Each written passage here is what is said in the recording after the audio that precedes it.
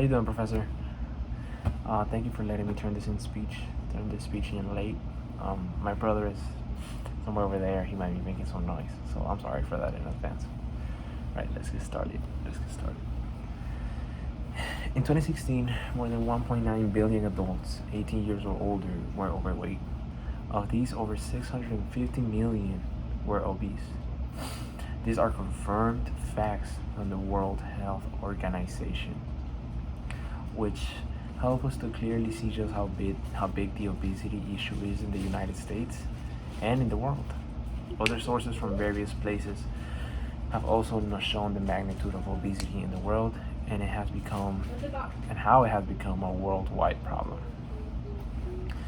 In preparation for this speech, the speaker has researched multiple websites that contain trustworthy information relating to obesity and its connection to fast food chains, which can give a real answer to the question, are fast food chains directly responsible for international obesity problem? The answer to this question is a very simple one: no. Even though fast food chains are certainly play a big part in this issue, fast food chains are not directly responsible for obesity for three main reasons: the ability to choose what you eat, being proactive about your health, and being organized with your time. To begin with, obesity is influenced by many factors. However, the choice to be obese usually depends on the individual and how he or she decides to care for their health. This applies to almost every case of obesity, not including individuals who have genetic problems. For these people, it's very difficult to lose weight, even though they might take care of their health. However, it would be an understatement to say that fast food only tastes good. They are extremely delicious and extremely convenient too. However, the amount of grease, calories, and other bad nutrients makes them incredibly unhealthy for your body. Most of the fast food contains large amounts of sugar, carbs, and fats, and fewer minerals and vitamins. This means that you're taking in large amounts of unhealthy calories in the shapes of fast food, which leads to weight gain and ultimately obesity. Most of the fast foods have exceeding levels of sugar and fats, which are directly associated with increasing weight. This is according to Darcy M. So we as humans have to make a choice. Should we eat unhealthy foods or foods that actually help us and our health? There are a lot of cases in the world where people will eat well and be careful of what they put in their bodies. However, these people don't exercise, which can be counterproductive. Obviously, these people won't be obese, but their health is still at risk. Take me for example. I live in a house where we only eat fast foods one day a week and eat healthy for the whole week. On the other hand, I don't exercise.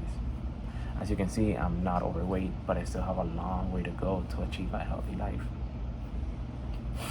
It is proven that by organizing your time and preparing food in advance for the week is healthier than eating out. And it is not the only benefit. This can save you time and money when the time comes.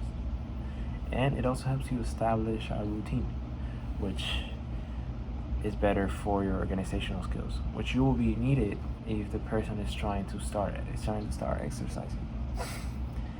Even though living a healthy life is the obvious way to live, there are a lot of people who will say that the following steps don't really affect their life, or they're too complicated for them to follow. However, I will show you how this can be avoided. Individuals would argue that they cannot give up fast foods because they feel like it's a really big part of their day. So when they try to change their diet, it's almost impossible for them to not get cravings. This is a common factor in everyone who is trying to change their diet. Furthermore, these steps cannot be avoided, but they can be accustomed. changing your diet is something that takes time and dedication, cravings will happen. But if people remember why they started dieting in the first place, the motivation should be able to come back. Another argument is that when trying to exercise, people will say that either they don't have the motivation or the time to keep a tight routine. Even if they do, they don't see the results right away and get frustrated and consequently stop. This is wrong for many reasons. In the first place, if you can find motivation, then think about what you would like your body to look like, or how living an unhealthy life will affect you. Not even yourself, but maybe how your kids will be affected. Time, even though it can be scarce, if organized rightly, it can be fully taken advantage of. Exercise doesn't have to happen daily. Even 1 day a week is enough, as long as your exercise progress is being done. I said earlier, exercising will take time. Results that won't appear instantly. It's just why it's very difficult to keep going. However, if you have faith in yourself, results will appear eventually. Fast food restaurants offer convenience. You can always find one in close proximity to your home. You can also get food easily delivered to your home. This makes it a convenient option rather than making food at home using healthier ingredients. Even though this can be seen as a valid argument, it's still wrong in some ways. If taken in order, planned meals can be a big help when trying to diet. These can save time and help avoiding buying food outside. This can be a tiring process, and it can also become monotonous. However, if there is a variety in your foods, then it will be easier to keep this plan going. Sorry.